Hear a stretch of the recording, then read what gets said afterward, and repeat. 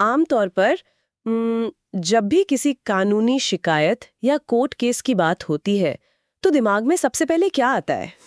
वही फिल्मों वाले सीन। हाँ बिल्कुल। भारी भरकम डायलॉग, एकदम इमोशनल ड्रामा और एक लंबी चौड़ी कहानी जहां कोई अदालत के सामने अपने साथ हुए अन्याय का दुखड़ा रो रहा है। जो कि असल जिंदगी में बिल्कुल नहीं होता, एकदम नहीं।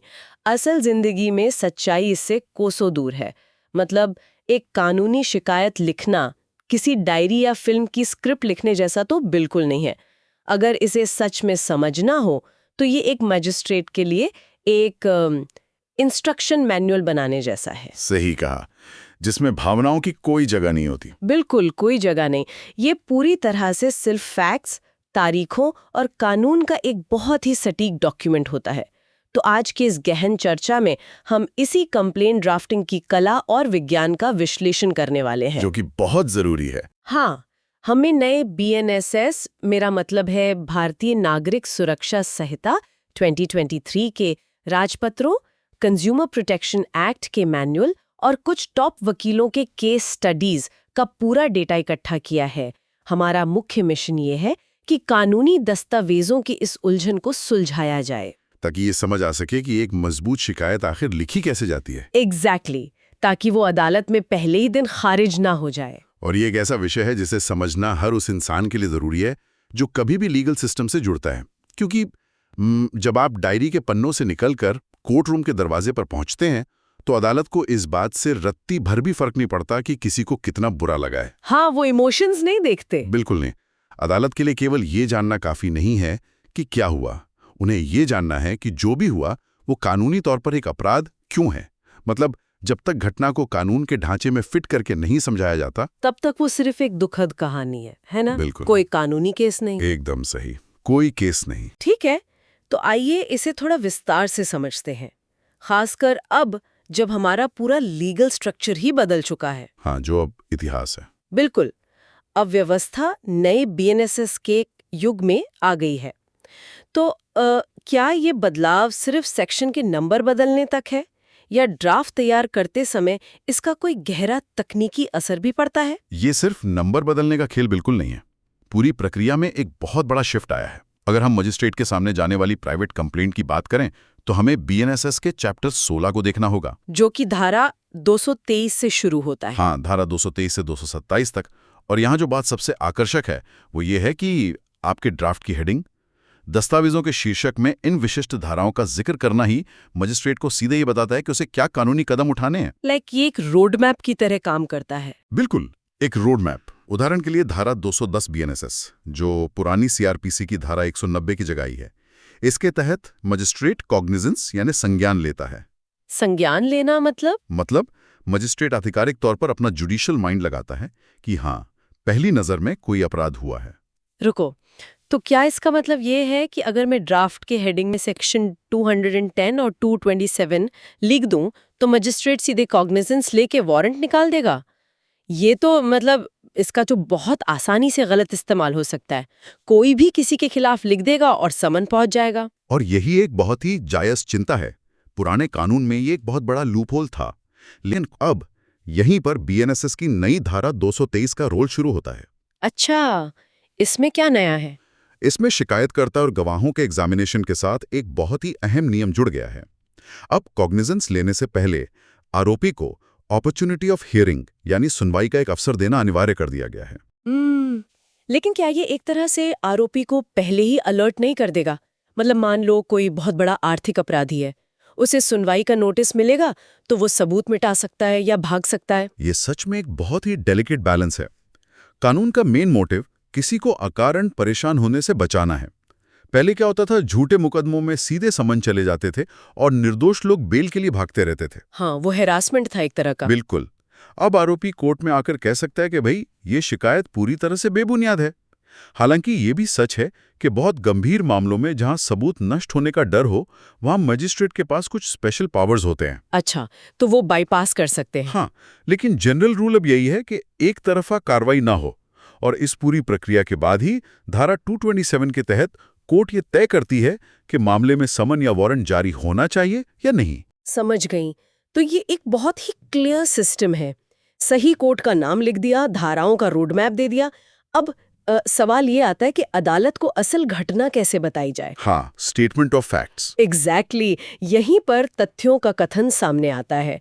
अगर मैं कहूं कि शिकायत एक इंस्ट्रक्शन मैनुअल है, तो ये जो स्टेटमेंट ऑफ फैक्ट्स के पैराग्राफ्स हैं वो किसी कंप्यूटर एल्गोरिदम की तरह काम करते हैं। मतलब ये इंफॉर्मेशन का सर्जिकल स्ट्राइक है। सर्जिकल स्ट्राइक बिल्कुल सही उपमा है। हर पैराग्राफ में केवल एक तथ्य। अगर कोई भी स्टेप या कोड मिस हुआ तो पूरा केस एरर दिखाकर क्रैश हो जाएगा। एकदम सही, क्योंकि अदालत के पास आपकी लंबी और गोलमोल कहानियां पढ़ने का टाइम नहीं है। ड्राफ्ट हमेशा क्रोनोलॉजिकल ऑर्डर में होना चाहिए, कालानुक्रमिक, और हर पैराग्राफ में नंबर डले होने चाहिए। हाँ, एक पैराग्राफ एक फैक्ट। तो अगर इसका स्ट्रक्चर देखें तो शुरुआत के पैरा 1 से 4 सिर्फ बेसिक इन्फो देते हैं, है ना? हाँ, वो सिर्फ पार्टीज का इंट्रोडक्शन होते हैं। शिकायतकर्ता कौन है, आरोपी कौन है, उनका बैकग्राउंड क्या है, बस इतना। कोई ड्रामा नहीं। बिल्कुल नहीं। फिर पैरा 5 से 8 में मुख्य घटना आती है। क्या हुआ, किस तारीख को, किस समय, कौन सी जगह पर। और यहाँ बात सच में बहुत दिलचस्प हो जाती है। मान लीजिए किसी व्यक्ति ने ऑनलाइन कोई कैफे खोलने के लिए एक कंपनी को 5 लाख रुपए ट्रांसफर किए और वो कंपनी पैसे लेकर गायब हो गई। बहुत ही आम बात है आजकल। हाँ, तो अगर वो व्यक्ति अपने ड्राफ्ट में बस इतना लिख दे कि मेरे 5 लाख डूब गए हैं, मेरे साथ बहुत बड़ा धोखा हुआ है, और वो बीएनएस की धाराओं के एलिमेंट नहीं लिखता, तो क्या केस टिकेगा? यहीं पर ज्यादातर शिकायतें दम तोड़ देती हैं। अदालतें इस तरह काम ही नहीं करती। वो ये नहीं देखती कि आपके 5 लाख डूब गए हैं, वो ये देखती हैं कि क्या ये सिर्फ एक सिविल ब्रीच ऑफ कॉन्ट्रैक्ट है या कोई क्रिमिनल ऑफेंस है। अच्छा। और यहीं पैरा 9 और 10 की अहमियत आती है। यहां आपको अपराध के कानूनी तत्वों को, जिन्हें हम इंग्रेडिएंट्स ऑफ ऑफेंस कहते हैं, उन्हें साबित करना होता है। मतलब हर अपराध की अपनी एक फिक्स्ड रेसिपी है और शिकायत में वो सारे इंग्रेडिएंट्स मौजूद होने चाहिए। क्या बात है, एकदम सटीक कहा। आपके उस फ्रेंचाइजी वाले उदाहरण में केवल ये कहना काफी नहीं है कि उसने पैसे ले लिए। तो और क्या लिखना होगा? कानूनी तौर पर चीटिंग या धोखाधड़ी साबित करने के लिए 2 मेन एलिमेंट्स चाहिए। पहला डिसेप्शन यानी धोखा देना, और दूसरा डिसऑनेस्ट इंड्यूसमेंट यानी बेईमानी से पैसा सौंपने के लिए सामने वाले को उकसाना। ओहो। ड्राफ्ट में साफ लिखा होना चाहिए कि आरोपी ने फर्जी लेटरहेड यूज किया, शुरुआत से ही उसका इरादा कैफे खोलने का नहीं था और उस झूठे विश्वास के आधार पर उसने पैसे लिए। अगर ये डिसऑनेस्ट इंटेंशन वाला पार्ट मिसिंग है तो मजिस्ट्रेट इसे क्रिमिनल केस नहीं मानेगा। जाने के बजाय आप सीधे कोर्ट क्यों आए? बिल्कुल, क्योंकि अगर हर इंसान सीधे मजिस्ट्रेट के पास जाने लगा तो हमारा पूरा सिस्टम ही बैठ जाएगा। हाँ, लाखों केस पेंडिंग है पहले से। तो ये एक फिल्टर है। पैरा 11 से 14 में आपको ये दिखाना होता है कि बीएनएसएस की धारा 173 सबसेक्शन 4 के तहत आपने एसपी को शिकायत की क्योंकि पुलिस ने एफआईआर नहीं लिखी। और जब एसपी ने भी कुछ नहीं किया, तब जाकर आप बीएनएसएस की धारा 175 सबसेक्शन 3 के तहत मजिस्ट्रेट को अलग से आवेदन देते हैं। अदालत ये देखना चाहती है कि क्या पुलिस की निष्क्रियता सच में है। समझ गई। और यहीं पर अधिकार क्षेत्र मतलब है ज्यूरिसडिक्शन का मामला भी आता होगा। हाँ, बीएनएसएस की धारा 197। आपको बताना होगा कि जिस मजिस्ट्रेट की कोर्ट में आप खड़े हैं उसे ही ये केस सुनने का अधिकार क्यों है, अपराध कहाँ हुआ, पैसे कहाँ से ट्रांसफर हुए, और साथ में सारे एनेक्स्चर्स यानी सबूतों का जिक्र भी। बिल्कुल, वो सबसे अहम है। तो ये तो क्रिमिनल केस की बात हो गई, लेकिन हमारे सोर्स मटेरियल में कंज्यूमर कोर्ट के मामलों का भी बहुत गहरा एनालिसिस है। और मजे की बात यह है कि दोनों का ड्राफ्टिंग स्ट्रक्चर बाहर से बिल्कुल सेम लगता है। हाँ, फॉर्मेट लगभग एक ही है। पक्षकारों का नाम, तथ्यों का क्रम, लेकिन जो एंड गोल है उसमें जमीन आसमान का फर्क है।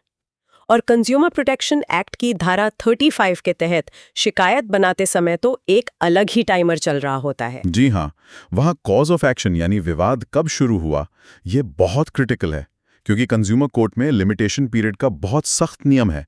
आपके पास सिर्फ 2 साल होते हैं। लेकिन ये 2 साल का नियम इतना स्ट्रिक्ट क्यों है? मतलब अगर मेरे साथ धोखा हुआ है तो क्या फर्क पड़ता है कि मैं 2 साल बाद कोर्ट जाऊं या 3 साल बाद? फर्क पड़ता है। ये सिस्टम इसलिए है ताकि एविडेंस नष्ट ना हो। समय के साथ लोगों की यादें धुंधली हो जाती हैं, कागजी सबूत खो जाते हैं और मामले अनंत काल तक लटके ना रहें। ये भी सही है। और एक बात, कंज्यूमर केस में शिकायत फाइल करने से पहले विपक्षी पार्टी को लीगल नोटिस भेजना और उस नोटिस का जिक्र अपने ड्राफ्ट में करना बहुत जरूरी है। ताकि मामला शायद कोर्ट के बाहर ही सेटल हो जाए। बिल्कुल, वो एक आखिरी मौका होता है। अच्छा, तो इस सब का मतलब क्या है? इन दोनों अदालतों के ड्राफ्ट में जो सबसे बड़ा, सबसे क्रिटिकल अंतर है, वो एकदम एंड में आता है, जिसे हम प्रार्थना या प्रेयर क्लॉज कहते हैं।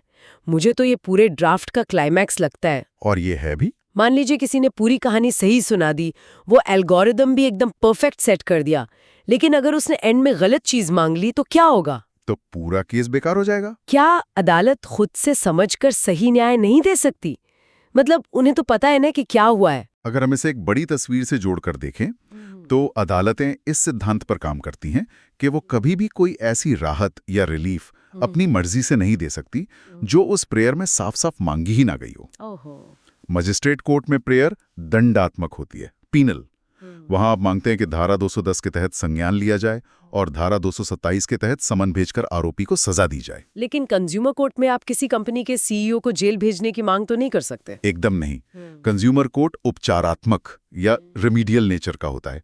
वहां प्रेयर पूरी तरह से पैसों से जुड़ी होती है। अच्छा, जैसे रिफंड। हाँ, आप मांगते हैं कि जो पैसे दिए थे वो वापस मिलें, उस पर ब्याज मिले, मानसिक परेशानी के लिए कॉम्पेंसेशन मिले और सबसे जरूरी जो मुकदमा लड़ने का खर्च आ रहा है, लिटिगेशन कॉस्ट, वो भी मिले। और अगर मैं ड्राफ्ट में ब्याज मांगना भूल गई तो अदालत अपनी मर्जी से आपको ब्याज नहीं दिलाएगी। बाप रे, ये बहुत ही क्रूर व्यवस्था है, लेकिन तार्किक भी है। बहुत तार्किक है। अब इतनी सटीक संरचना और इतने सारे रूल्स के बावजूद भी हमारे सोर्स बताते हैं कि लोग अक्सर कुछ ऐसी छोटी छोटी गलतियां कर बैठते हैं जो उनके मजबूत केस को भी खारिज करवा देती हैं। हाँ, टॉप 10 गलतियां जो आमतौर पर होती हैं।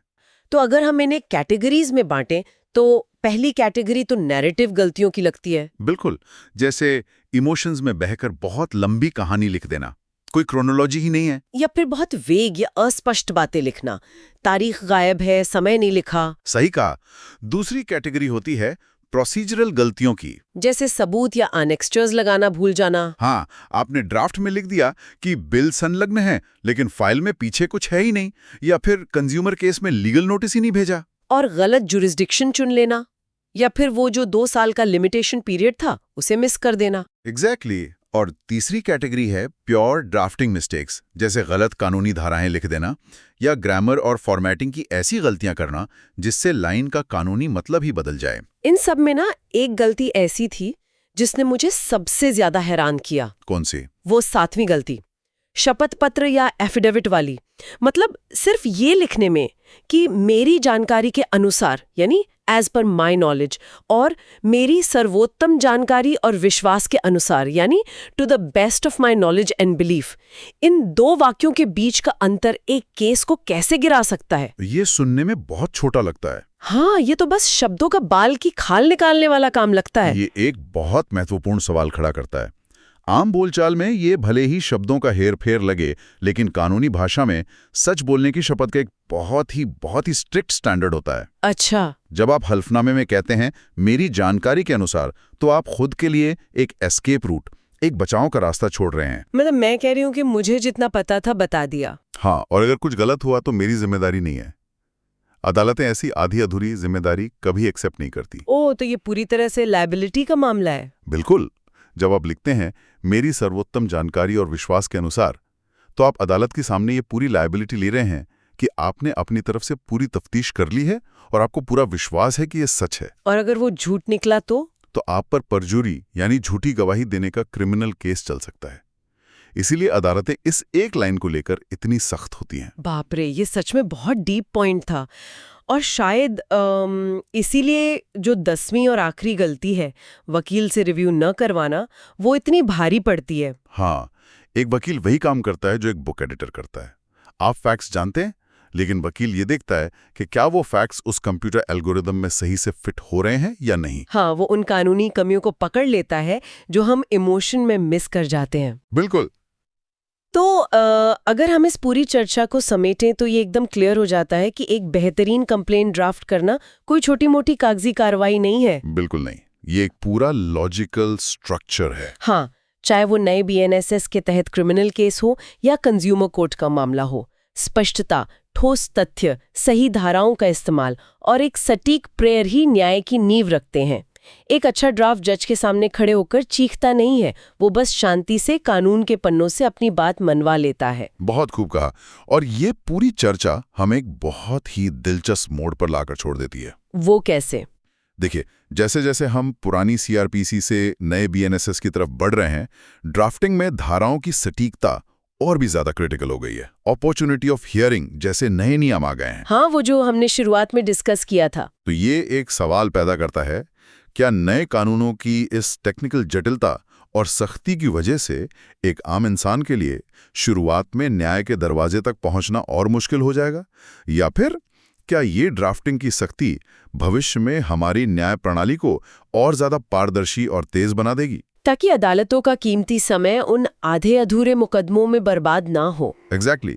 ये एक ऐसा विरोधाभास है जिस पर आने वाले समय में लीगल कम्युनिटी और पूरे समाज को बहुत गहराई से विचार करना होगा। ये सच में विचार करने लायक एक बहुत ही शानदार थॉट है। मतलब कभी-कभी न्याय के दरवाजे की चाबी को थोड़ा और कॉम्प्लेक्स बनाना ही शायद वो इकलौता तरीका होता है जिससे ये तय हो सके कि कोर्टरूम गलत और झूठे मामलों से न भर जाएं।